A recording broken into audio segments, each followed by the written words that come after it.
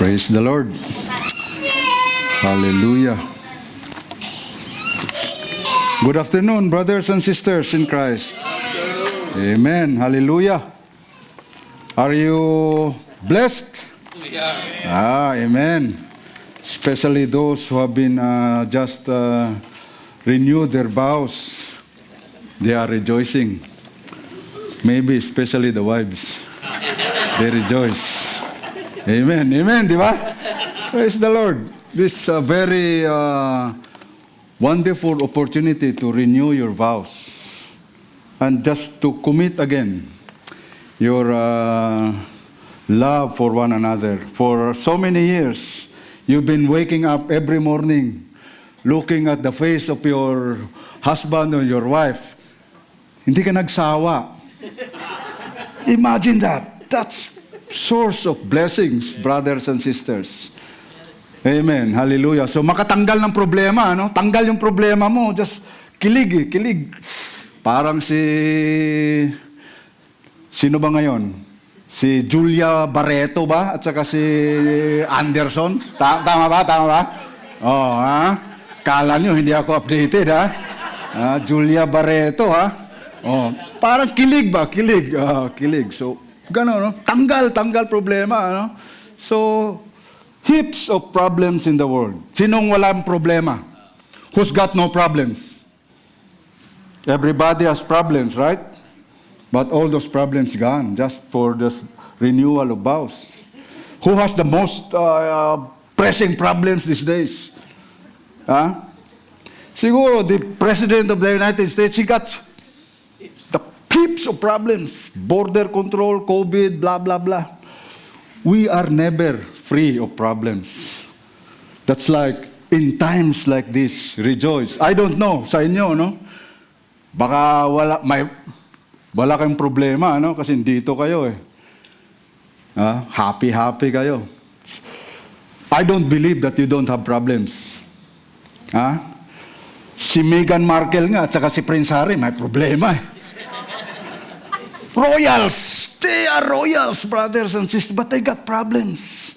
Oprah Winfrey, parang sad na sad si Harry. No? Ganun, no? Problems. But what is the biggest problem? What do you think is the biggest problem that hirap harapin? Do you not know? The problem. You can't face a problem. If the problem is your face. Praise the Lord, Paano harapin yung problema mo kung problema mo mukha mo? It's hard to face a problem if the problem is your face. So, joke lang yun, joke. It's just a joke. In times like this, rejoice. Rejoice in the Lord always. Again, I will say, rejoice.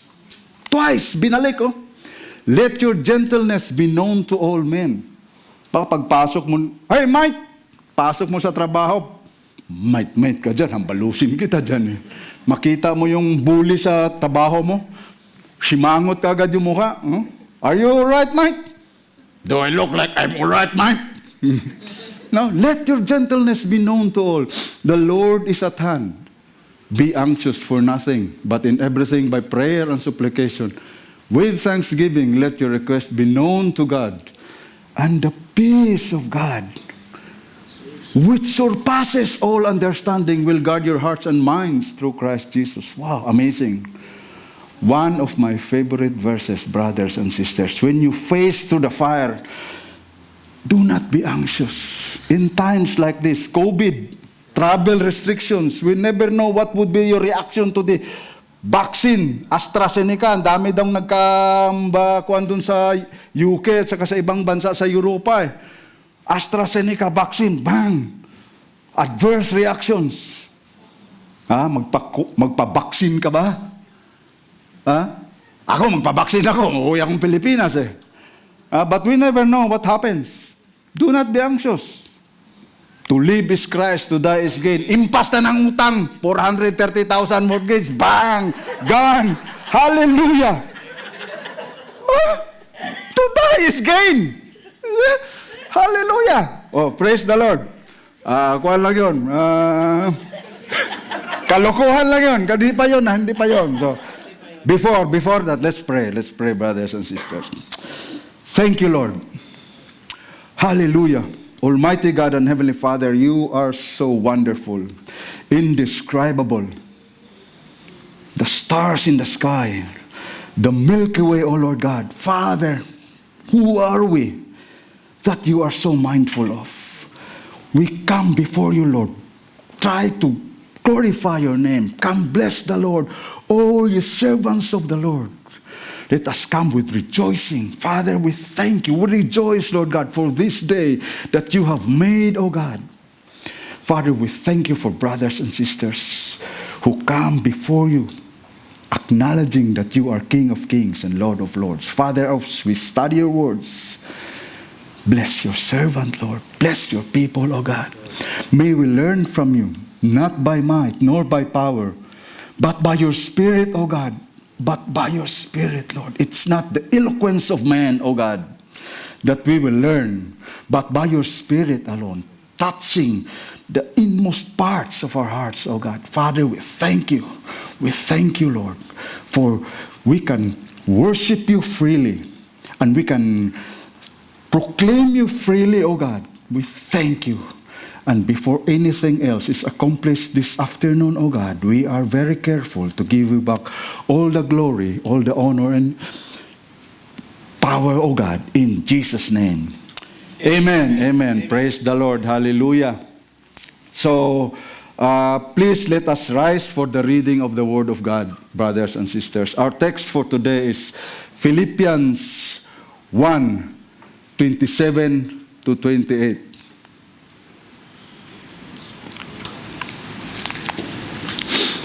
Let us read.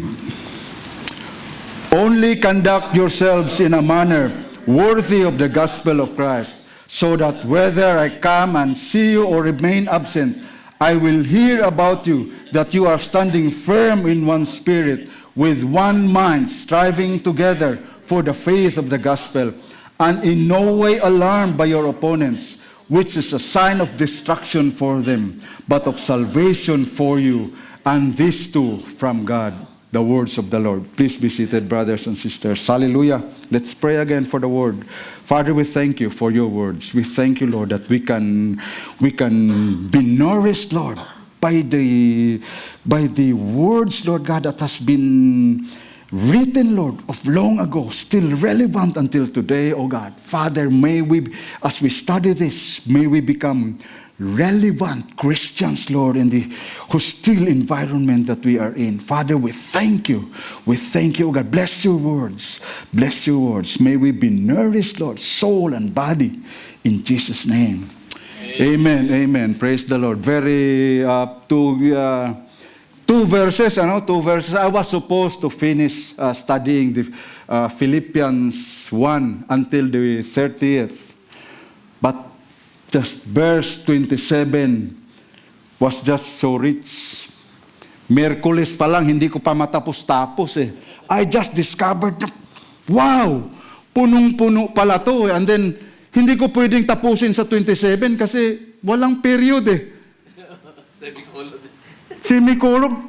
This one sentence, so I have to end until 28, at that's why I call Brother Odek, brother, kung nag-study ka ng chapter 2, tigilan mo na yung study mo ng chapter 2. Isama mo tong 29 to 30. I can't finish this. This just so rich, brothers and sisters. If you really dig into that word, I myself was the first to learn. Kasi sa Bible study namin noon, diniscuss na namin to noon eh. Si Brother Odek was the one teaching us the book of Philippians. Way, way before. But now when I read it again, whoa! Bang! Para kung hinambaw, wala kang alam, Choy. You don't know nothing, Mike. Whoa! Ignorante nga ako. I have to dig in deeper. So, but before to really understand, we have to really review. So, we go again to the book of Philippians, the epistle of joy. This is, as per our introduction, this is a personal letter No, it is not about doctrines. This is not about false teachings. No, this is about a personal letter because they were partners. Remember the Philippian church, were the church in Macedonia that they were giving Paul out of their poverty. Pulubing-pulubi na, nagbibigay pa rin sa mga church in Jerusalem, giving to the work of the missions of the Apostle Paul.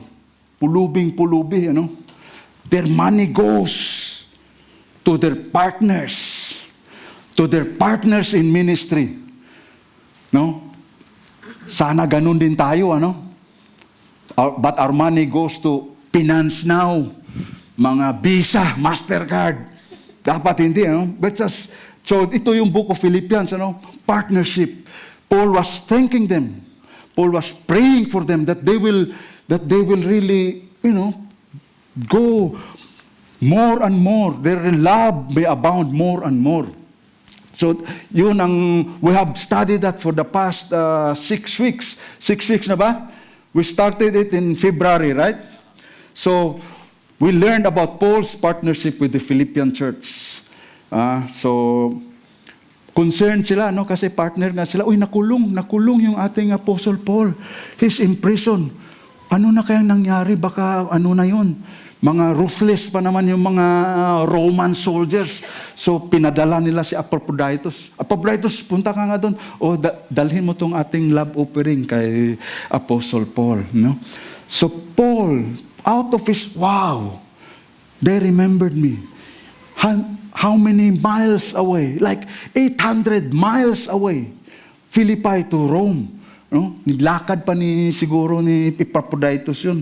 So, Paul wrote a letter from prison. Paul informed them, don't worry about me because my present circumstances has worked out for me. Okay? Paul tells them sa kuan ni Brother Sunny na in his all circumstances, it was for the progress of the gospel. And then he was rejoicing. He rejoiced. No? Why do we rejoice? Why do we rejoice?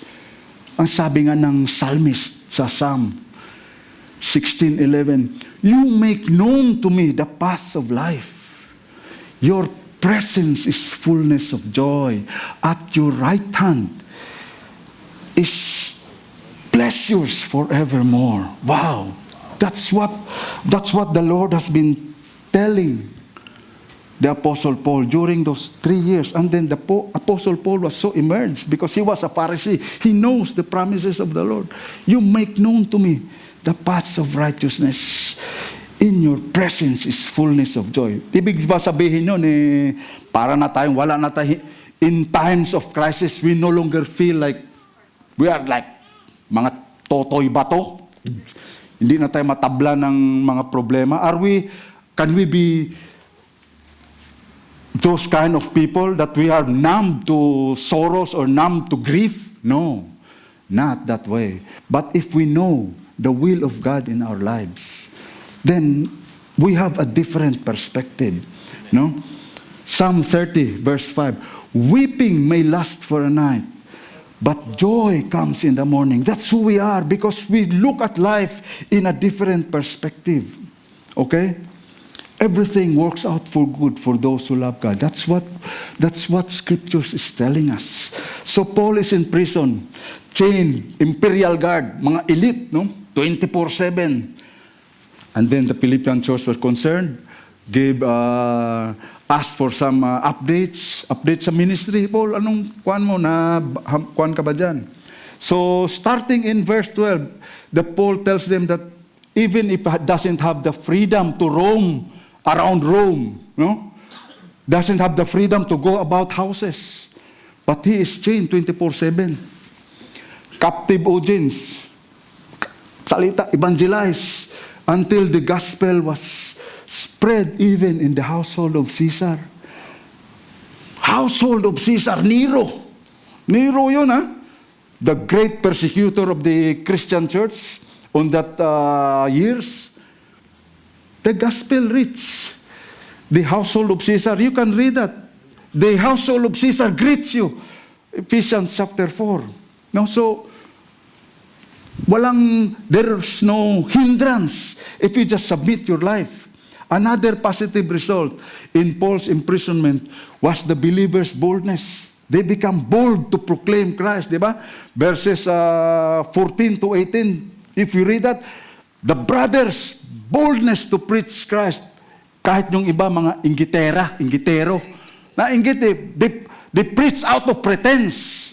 But still, Christ was proclaimed, and that Paul rejoiced. Ganun sa kakuan, no? And then, what else? We learned from last Sunday that imprisonment caused the Philippian believers to pray more. Diba? Anong sabi doon sa 19? For I know that your prayers and the help of the Spirit of Jesus will turn out for my deliverance. They were intensified prayer. Intensified prayer. Di ba? Pag may problema tayo, intensified prayer tayo. Intensified para tayong talagang close na close ni Lord. Lord. If you are facing problems, right? Just like sa testimony ni Sister Jen, no? Monday, tinawagan ng landlord, oy, alis na kayo dyan, Bernes. Ma-homeless 9 days? Sipin mo yun. Wow! Lord, intensified prayer. Chill lang. Do not be anxious, but by prayer and petition, submit your request to God. Sabi ng mga kapotes, ano ba to si Mami? Chill lang, parang walang problema to. The peace of God, which transcends all understanding, will guard your hearts and minds. Yung intensified prayer, di ba? Ito yung nangyari sa mga Uy, nakulong! Baka pupugutan ang ulo ni Nero yun, o baka he will be burned to the stake. Let's pray for his deliverance. What happened? Na-deliver nga, di ba? Delivered from what? Another thing, delivered from assassins. Assassins. Totoo ba to? Assassins? Assassins naman. Na mayroon bang assassins nung kapanahunan na yun? There was. If you read the book of Acts, dun sa Damascus pa lang, people were plotting to kill Paul. And then he was in Jerusalem. There were 40 people who vowed that they will not eat until Paul died. So, mga assassins to. Sipin mo, hindi kakain hanggang hindi mamatay yung tao. Pag nagutom ka, di ba, papatay ka na talaga. Paano sila makapenetrate? Imperial Guard to, man. Romans, elite, mga special service, para yung mga elite, mga, di ba? Yung in the line of fire.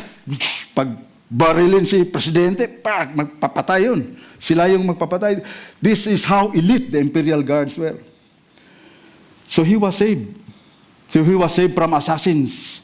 But still, he can die. Kasi pwede din siyang makuha ng Caesar eh.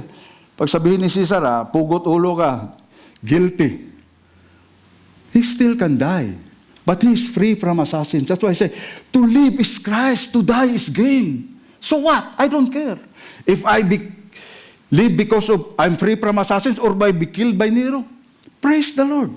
I live for Christ, to die is gain. Paul can speak this way because he understood the purpose of his life. Living for the gospel, as what we have learned from Brother Sani. No? But I think one of the most lasting results of Paul's imprisonment are the prison epistles, brothers and sisters. Until today, we are still having this rich words of the Lord, inspired,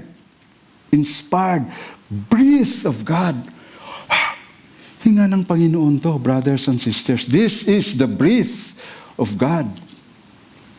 Relevant until today. If he was not in prison, how can he say, therefore I, Paul, a prisoner of the Lord? No, he can't say that because he was never in prison, but now he is in prison. I, Paul, a prisoner of the Lord Jesus Christ. See how impressive those imprisonments are? So now, as we come to the last few remaining verses, 2 verses, mayroon pang verse si Brother Rodic too. Paul shifts his attention. Instead of you worrying me, I'm telling you this. I'm advising you this. Don't worry about me because the gospel has been progressing because of my imprisonment. Now do this. That's what he says. What does he say?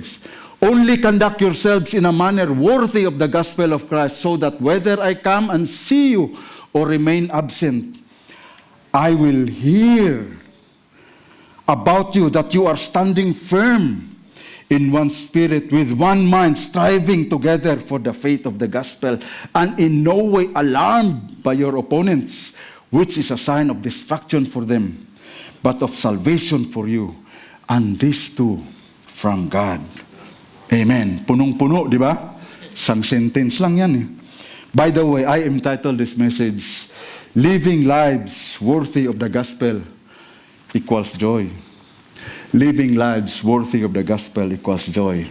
From these verses, it is implied that the Philippian church has been encountering opposition. Now, it is not really been indicated what are the source of opposition, but we can assume that it comes from the community and from the government. Remember when Paul was there? Preaching the gospel in Philippi, merong demon-possessed girl, nirebuke, bang! Nawala ng negosyo yung mga tao, nawala ng negosyo, galit na galit. Sinumbong sa mga huwes. The magistrates, without investigation, bang! Carcel, beaten with the rods. So that's how people in Philippi treated Paul. Now Paul's gone. Wala na. Kasi yung Roman citizen, napahiya pa sila eh. Ganon-ganon na lang ba yun? They release us without them coming here. Let them come here because they have imprisoned the Roman citizen. Pahiya sila. Pahiya yung mga magistrates. So, wala na si Paul. Lulutusin natin tong mga Kristiyano na to. We will persecute them. So that's what the opposition, So we see the circumstances of the Philippian believers today, just like the honey in Vietnam. They do not allow Christian missionaries there. Kill ka sa mga Vietcong. Preach kang Jesus ka doon. Komunista yun eh. Kill ka sa mga Vietcong boy. So, outlawed. Some parts of the world is this. Understand what Paul is saying because Christianity is outlawed. No? Lalo na ngayon, woke culture. Alam niyo ba yung woke culture? Or cancel culture? No? Religious liberties are now eroding. And I reckon it's just a matter of time that we ourselves might experience this kind of opposition. Rainbow community. Inclusive. Kasi we are exclusive tayo, hindi tayo nag-i-include eh. If you are ganun ka, you go to hell. No. You're racist, Mike. Ganun yung woke culture. If you are a victim, if you are poor, if you are black and homosexual, you have all the rights to say this and that because you are a victim. This is the woke culture. And then if you are a Christian who stands for what is true, cancel culture. So we see that, the circumstances there, They are living in a hostile world. Paul gives instructions how to live in the midst of opposition. How? Only conduct yourselves in a manner worthy of the gospel of Christ. Only. Matindi itong word only. Ano ba yung sabihin ng only? Only. No other. Just only one. From the Greek word mono, one, monotone. Monopoly. Isang one lang, di ba? O, ano pa ba? Monophone. Mono. Greek word mono, only one. Only one. Paul is telling them, there is only one thing that believers should do in the midst of a hostile environment. This one thing, only is very important. The objective of the Christian life is one thing. We must not be distracted by the concerns of the world. This is what Paul is emphasizing. Only conduct yourselves in a manner worthy of the gospel of Christ. Conduct yourselves. Live as a citizen. Sabi, polytheiste. Sabi nung Greek, polytheiste. From there we get the word politics. Politics is a certain set of rules, form of government, polis, city. Live as citizens. Sabi ng Apostle Paul, worthy of the gospel of Christ. Worthy. Live as citizens. Pag sinabi ka agad citizens, alam ka agad ng Philippians to. They understand what kind of citizens. Because were a Roman colony, right? They were not in mainland Italy, but they were Roman citizens. Pag sinabi ng citizenship, they understand straight away. So Paul is telling them, conduct yourselves in a manner worthy of the gospel of Christ. Live as citizens of heaven, worthy of the gospel of Christ. Kasi maintindihan nila yun, sinabi sa chapter 3, for our citizenship is in heaven. Sabi ka agad, in a manner worthy. Worthy is another very important word. The word worthy in the original Greek is to weigh. Worthy is to weigh. Timbang. Timbang, you weigh. Titimbangin ka, di ba yung Lady Justice? Titimbangin ka.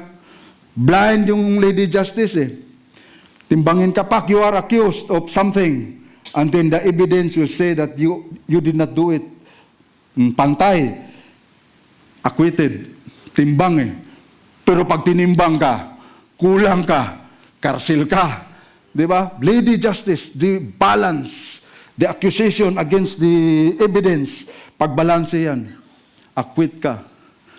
But if there is the weight of your gravity of your offense is greater beyond reasonable doubt, you're guilty. So live in a manner worthy of the gospel of Christ. Now remember yung kuha natin sa Ephesians, walking worthy, iba naman yun, Walking worthy, iba naman yung because of the promises of Christ.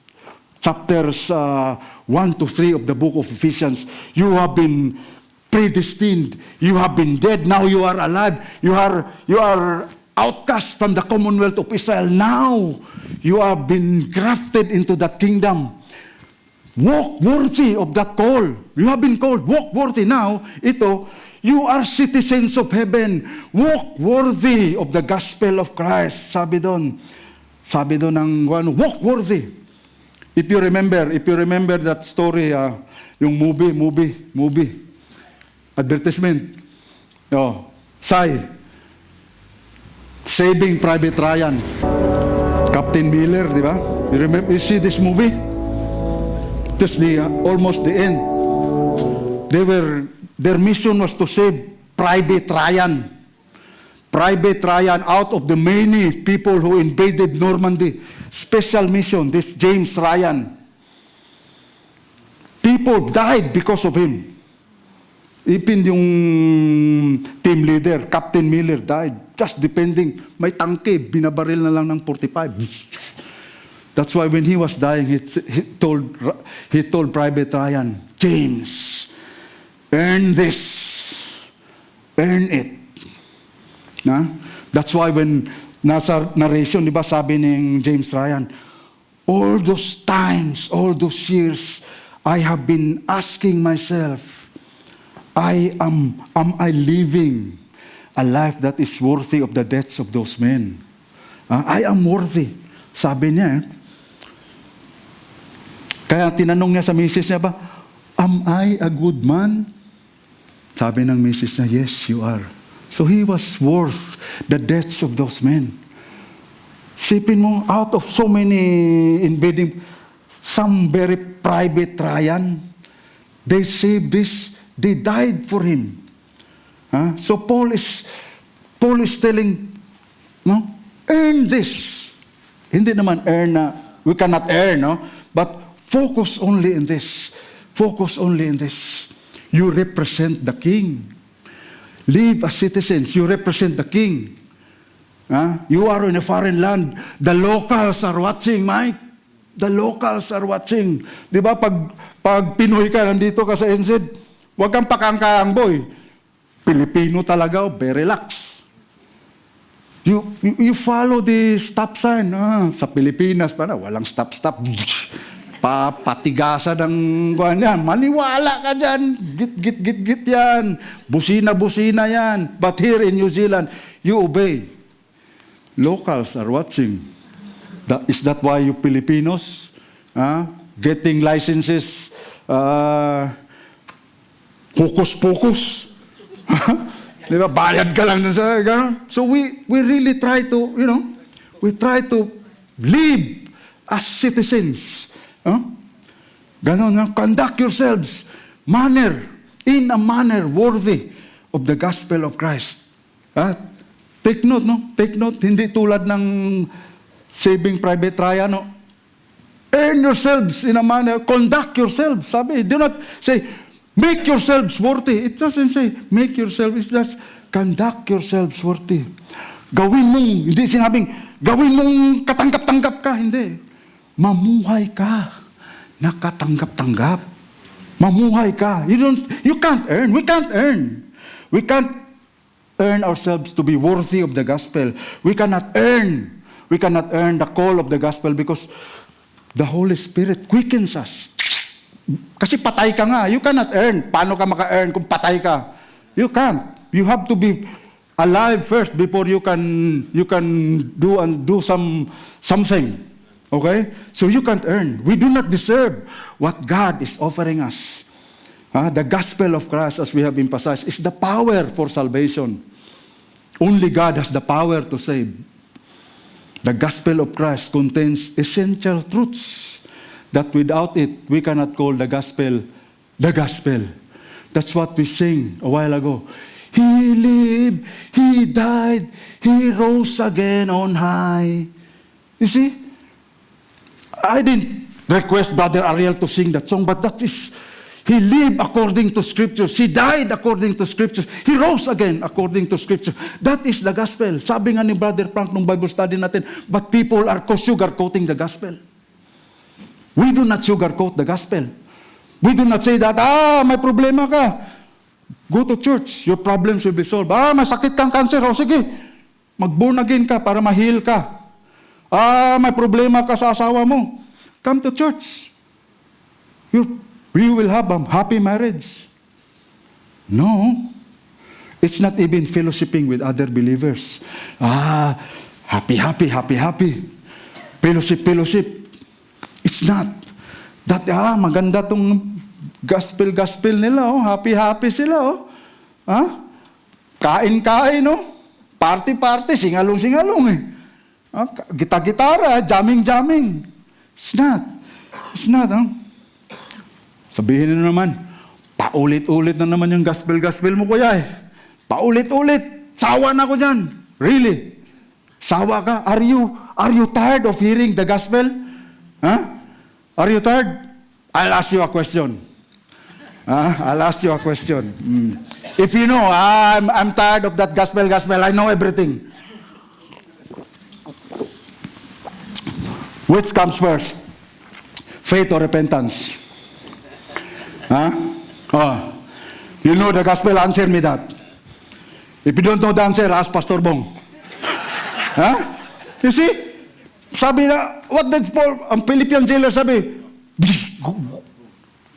earthquake, di ba? Bang! Bukas yung mga, what shall I do to be saved? Believe in the Lord Jesus Christ and you shall be saved, you and your family. Where is the repentance there? Answer me. That's the gospel. Can you explain that? Talk to me later. Tell me. Okay? Magsawa ka. I'm so fed up with your gospel, kuya. If you're fed up with gospel, you will be fed up with this epistle. Philippians. 6 times the word gospel is being said in this first chapter alone. Gospel, gospel, gospel. 6 times. May magsawa ka. Mayroon pang implied gospel. Sabi doon. What then? Only that in every way, whether in pretense or truth, Christ is proclaimed. And in that I rejoice. Christ is proclaimed. Is it not the gospel? So it's being said 3 times. So 9 times na. O sige, magsawa ka. We do not get tired of the gospel, brothers and sisters. It is the power to save. That is what God has done for us to be worthy to stand in His presence. That was the gospel has done. Give us access to the throne of grace.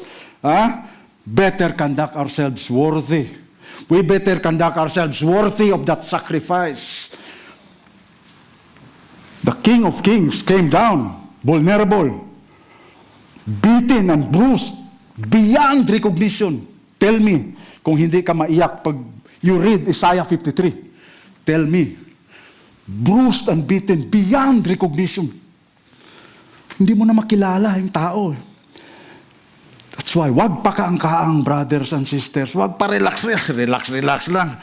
Sige, enjoy muna tayo. Road trip muna tayo. Saka na yung fellowship ng JCRCM na yan. Conduct yourselves worthy of the gospel of Christ. A king died in your place, brothers and sisters. No, then Paul continues to describe this conduct. Anong klase itong to? Only conduct yourselves in a manner worthy of the gospel of Christ, so that whether I come and see you or remain absent, I will hear about you that you are standing firm in one spirit with one mind, striving together for the faith of the gospel. Whether I come and see you or remain absent, what does it mean? Whether I come or see you or remain absent. This means consistency, brothers and sisters. We must be consistent in our Christian walk. Our lives must be consistent whenever, wherever, whomever we are. Baka praise the Lord, hallelujah ka lang kung nandito tayo eh. Hallelujah, hallelujah. Pag katabi mo si Pastor Bong, hallelujah, hallelujah. Pero pag sa trabaho ka, you share with green jokes with your workmates. You swear and swear just like them. They can see the changes in you. You are just like them. Nakiki-green jokes ka rin sa kanila. Mayroon din akong green jokes. Para ka na rin sila. You blend in. Camouflage ba? Camouflage. Para kang undercover Christians. Sunday Christians. Or part-time believers. Meron bang part-time believers? Part-time believer. Di ba? Is there such a thing? No. Christianity is all or nothing. All or nothing, di ba? Remember yung cost of discipleship? Sabi. So therefore, if anyone of you does not renounce all that he has, cannot be my disciple. All or nothing. Christianity is all or nothing. Consistency, brothers and sisters. Na-side trip tayo doon, Pero go back. Let's go back.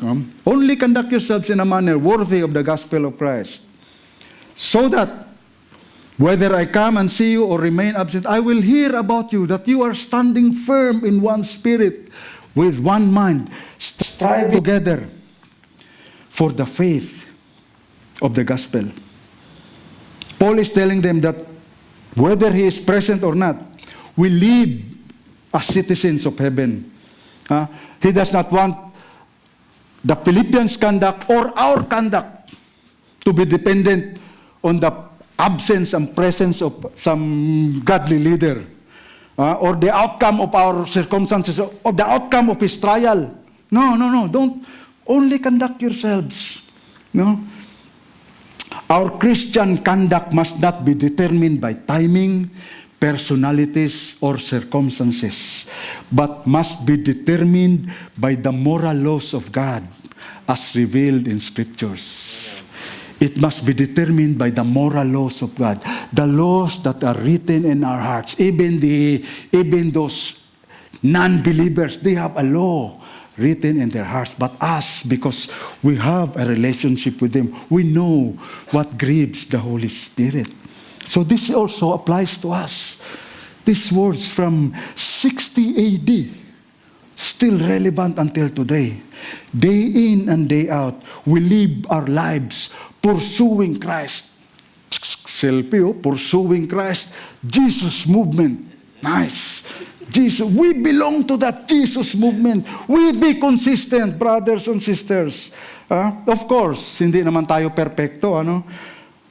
We fail. We fail sometimes. Okay? Sabi nga noon sa Bible study namin kasi our Bible study was having the Galatians 5:16, walk in the Spirit. Walk in the Spirit. Pero sometimes, sabi nga, sometimes, Brad, talagang hindi ka maka-walk in the Spirit. Sometimes, pag puno-puno ka na, tumabi ka muna, Lord, ha? Maldita mo na ako. Tabi mo na, ha? Walk in the Spirit, eh. Parang yung walking in the Spirit, di ba? Parang tungkod yun, eh. Tungkod. Kailangan you walk and you will not gratify the desires of the flesh. Tanggalin mo yung tungkod ng matanda. Laglag. Di ba? If you do not walk by the Spirit, boom, laglag ka. So that's how we do it. Walk, hindi naman sinabing jump or leap or catapult yourself by the Spirit. No. It's a step-by-step process. Walking, the journey of 1,000 miles begins with a single step. Sanctification process. It's a step-by-step process. Walking. That's sinabi ko sa inyo. Walking theology. You walk. We cannot attain. Sabi nga ng Pablo, not that I have attained perfection, but I press on toward the goal. Pablo na to, This is the Apostle Paul, 32 years after his conversion. 62 AD sinulat, 60 AD. How was he converted in 34 AD? Almost 30 years, brothers and sisters. This is the Apostle Paul who was, the Lord revealed to him 3 years, Bible studying, katakot-takot na Bible study. The Lord Himself appeared to him nung sumakay sila ng barko. Still after 30 years, not that I am perfect, but I press on towards the goal. There must be progress, brothers and sisters. One step at a time, there must be progress. Kaya ang sabi nga ng Apostle Paul last week sa study natin, sabi, and being confident of this, I know that I shall remain and continue with you all for your progress and joy in the faith. If we progress, brothers, we see, I have joy. Nakikita ko si Brother Lito nandun sa sound desk. I have joy, brothers and sisters. Mapamamasahe ko siya. Praise the Lord. Isipin mo, if you progress, I have joy in the faith. That's what the Apostle Paul is, to hear about you. Sabi, that you are standing firm in one spirit, with one mind, striving together for the faith of the gospel.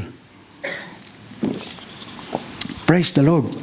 Paul wants to hear that they are standing firm. Standing firm in one spirit. Praise the Lord. No, standing firm. Paul is telling the Philippians that in the midst of a hostile environment, standing firm is vital. Unity of command. This is the military term. Stand firm. United we stand, divided we fall. In union there is strength. Alam niyo ba itong picture na to? Is this picture familiar? This is from a movie 300. You see all those people there? Mga maliliit o parang langgam. Until there, they are like hundreds of thousands. 300. The Battle of Thermopylae. Alam niyo ba yon? Totoo yun eh. Although hindi naman totoong 300 lang sila. But they were 300 Spartans. The true that they were 300 Spartans. But they have aided like been by the Thebes or other tribes, But it's like maybe the most that they can manage was 7,000. And then when on that last stand, pinaalis na lang ni King Leonidas yung other troops. Diba? Pinaalis na lang kasi they will be the 300 Spartans. The Sparta law does not surrender. Sabi nila. Play mo sa'yo. Ganda. This is a very good example of standing firm. What's that? Advertisement. Bloody, right? Standing firm. Anong sabi ni Leonidas? 100,000 armies were approaching. Hold! Steady! Because you fear. Dami. Patay na to eh. Hold! Steady! Bang! Overwhelming force. Umatras ng konti. Push! That's how we fight in this hostile environment, brothers and sisters. But we must fight as one. Look at those guys. They're side by side against, parang brick wall yun eh. Hoplite formation, palang, spang. That's why in the military, there is always a formation. Left flank, column. Left flank. Force of fire. Ganun talaga. There must be oneness, unity of command. Okay? The gospel is worth dying for, brothers and sisters. If we can fight for just a piece of land, we can fight for the kingdom of God. Amen. Be steadfast. Sabi ng 1 Corinthians 1:58, therefore, my beloved brothers, be steadfast, immovable, always abounding in the work of the Lord, knowing that in the Lord your labor is not in vain. You cannot be steadfast, immovable, if there is no force that is against you. You just stay, cool ka lang. But if you say, steadfast, immovable, there is a force that is against you. That's why you hold your line. Do not give in. Do not give the devil a foothold. Yung sinasabi dyan eh. Do not give him a foothold. Atras ng konti, push back. Fight. Live our lives worthy of the gospel is to stand firm in the same mind. We stand firm in the same mind. We be focused as a church. Hindi ito kanya-kanya to eh. Hindi ito beauty contest na pachuchab. Beauty contest, pagandahan ng costume eh. Pagandahan ng mga swimsuit. Pagandahan ng mga talent. Hindi ito beauty. Christianity is not a beauty contest. We are the body of Christ. Body. We better behave as one. Aside from standing firm in one spirit for the faith of the gospel, Paul also tells them to strive together with one mind. Standing firm in one spirit, with one mind, striving together for the faith of the gospel. Striving together, another very important, interesting Greek word. Sunatleo. That's why we get the word athletics. And then the prefix sun is together or with. Sunatleo. Striving together to wrestle in company with, cooperate vigorously with. This is a picture. This is a picture of an athletic team training together, working, cooperation, coordination to win championships. Ito yung pinaghirapan ng All Blacks. Kita mo yung All Blacks talagang banggaan, body, scrum, win championships 2 times. Their efforts were not in vain. 2 times world champions. But us, it's a different ball game. We have a different game to play. Our goal is for the faith of the gospel, proclaiming Christ to the world. Team JCRCM, the winning team JCRCM. Huwag yung defenders na magde-default. Pag-join ng team, we go there, we arrive on time. Join ka pa ng team, sabay magde-default ka lang eh. Porke babangko ka, huwag kang ma-discourage. Cheer for them. Classic, a divided team cannot win. I'm telling you, divided team cannot win. Classic example, NBA. Dub Nation. Dubs. The Dubs, superstars, all-stars. Daming all-stars. Reigning threes. Ordinary lang yung 2 hindi na naniniwala ng 2 points yung nung Dubs. Threes. They were like forming a dynasty. Warriors dynasty. But what happened? Bickerings, envy, jealousy. Umalis yung KD. Anong nangyari? Oh, lots. They lose. United. Just mga superstar kasi. Ako, champion kami nung wala ka. Very relax ka. Sampid-sampid ka lang dito. Huwag kang siga-siga. Oh, bikirings. Dal. Bang! Sira. You see? That's what happens when we are like divided. Mayroong team Dan Menjola, mayroong team Pastor Bong, may team Jonathan, team Frank, team Sunny. No. Team Jesus tayo dito eh. Standing firm in one spirit with one mind, striving together for the faith of the gospel. Wow. Ganda, no? Team Jesus. We are Team Jesus. Yung bigay ni Pastor Bong na t-shirt, susuot ko sana eh. Team Jesus. Galing, di ba? Oh. That's how we should be. Okay? And then lastly, tapos na tayo. Sabi, to live life worthy of the gospel is in verse 28. And in no way alarmed by your opponents, which is a sign of destruction for them, but of salvation for you. And this too, from God. In the King James, do you have the New King James Version there? What does it say in the New King James Version? Sabi, walang New King James Version dito? It says, and not in any way terrified by your adversaries. Not in any way terrified by your adversaries. Just like the Spartans, right? Not terrified. Lay down your weapons. Lay down your weapons, Yeah, lay down your weapons. Come and get them. Come and get them. We die. This is how we fight. This is the day we die. This is how. Remember this day. They're willing, fearless warriors. We are fearless warriors for the gospel. That is what we should be. We do not experience those opposition. No? The best that we can have is, the worst that we can have is the ridicule or maybe discrimination.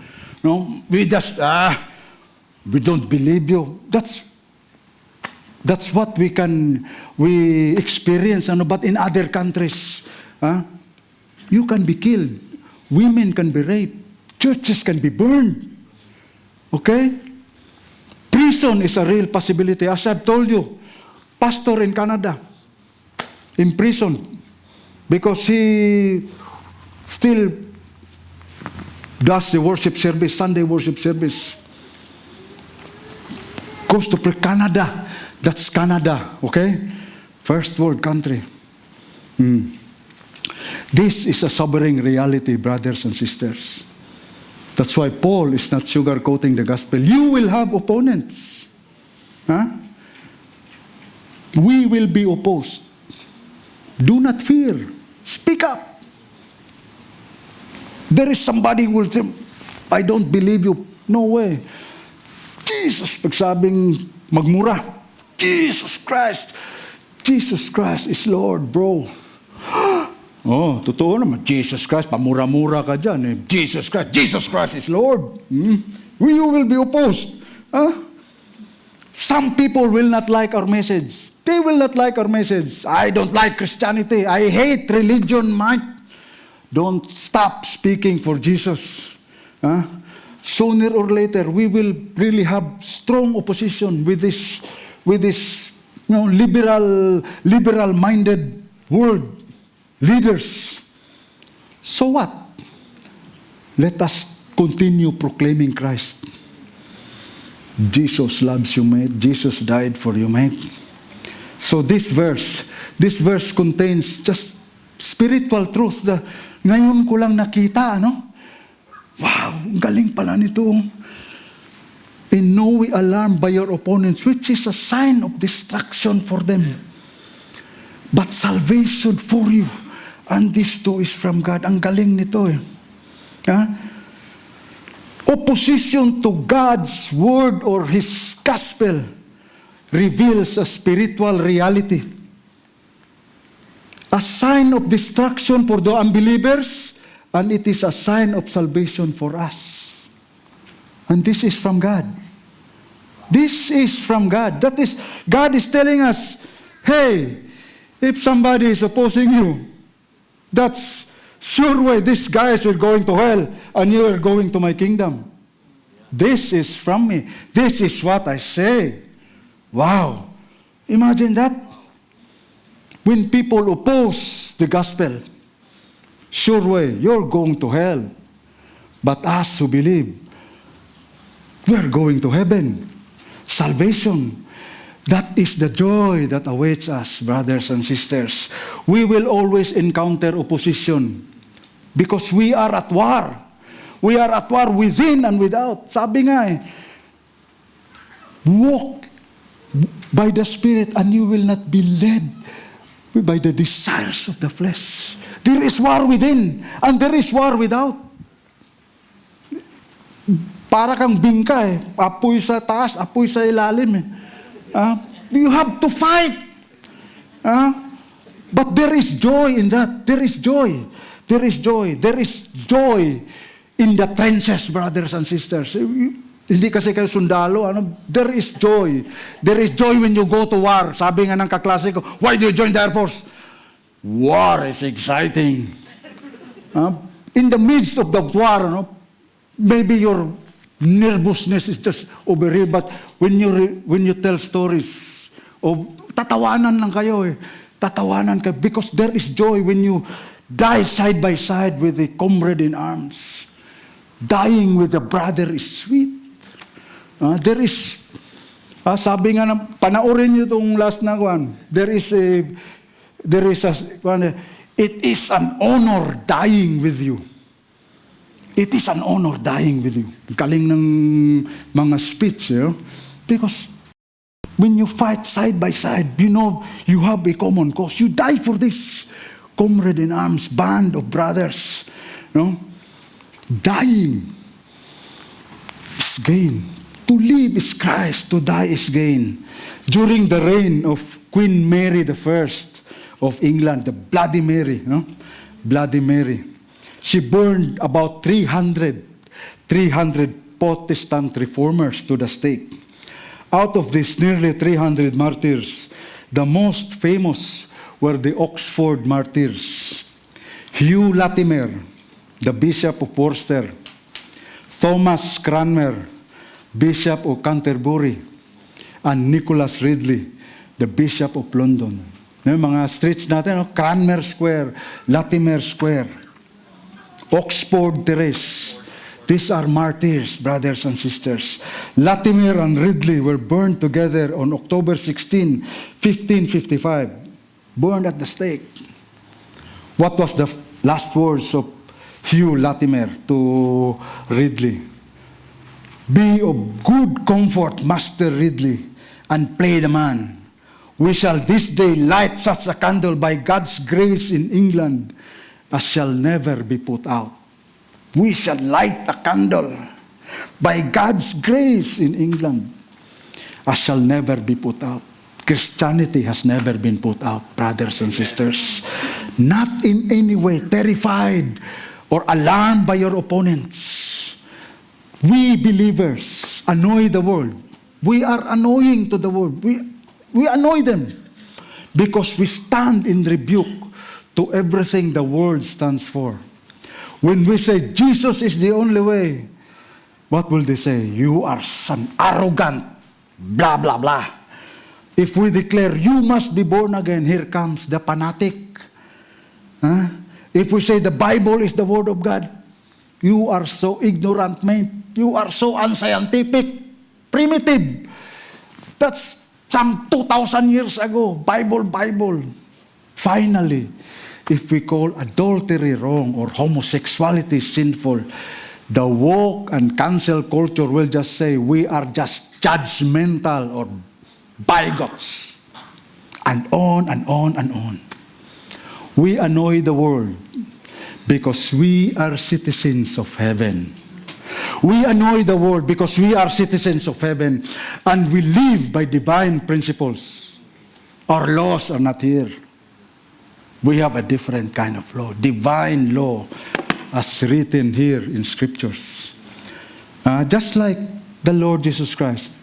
Do not fear, sabi ng Apostle Paul. What does the Lord Jesus Christ says? Matthew 10:28. And do not fear those who kill the body, but cannot kill the soul. Rather fear him who can destroy both soul and body in hell. Living life for the gospel equals joy. Your soul cannot be killed. Let me end with a passage, Luke 6:22-23. Blessed are you. 222, mali yan ha. Blessed are you when people hate you, and when they exclude you and revile you, and spurn your name as evil on account of the Son of Man. Rejoice in that day, and leap for joy, for behold, your reward is great in heaven, for so their fathers did to the prophets. Amen. Praise the Lord. Blessed are you. Persecution, come. Bring it on, mate. Kasi pag wala kang persecution, duda ka eh. Duda ka eh. But we always be opposed one way or another. I believe that all of us here have been opposed one way or another. So brothers and sisters, in summary, let us live as citizens of heaven, consistently standing firm in one spirit, striving together for the faith of the gospel, without fear from this hostile generation. Our victory is certain. Our victory is certain because we have a commanding King of Kings, the King of heaven's armies, King Jesus. King Jesus. The question is, if you are here attending Sunday after Sunday after Sunday, question is, have you enlisted in Jesus' army? You better be. Young people, this is the winning team. This is the winning army. If you do not enlist in this, you are in the losing side of the war. Let us pray. Praise the Lord. So rich your words, O God. So rich. Father, may we be consistent, Lord. Sometimes we fear. We fail, Lord God, because of our fear. But you have said, do not be alarmed. Do not be terrified. Because you have promised, oh God, you will never leave us nor forsake us. Father, we pray that as we go out, day in and day out, we remember your words. Sometimes we fail, but we walk, Lord God. We conduct ourselves worthy of the gospel. Worthy, Lord, of your death that you have bestowed on us. That wonderful privilege of having access to your throne. The throne of the King of Kings and Lord of Lords. Father, we thank you. Bless your people, O God. Bless your people, Lord. And may we always be reminded that we are citizens of heaven. We are just pilgrims in this world. Father, thank you. In Jesus' name. Amen. Amen. Praise the Lord.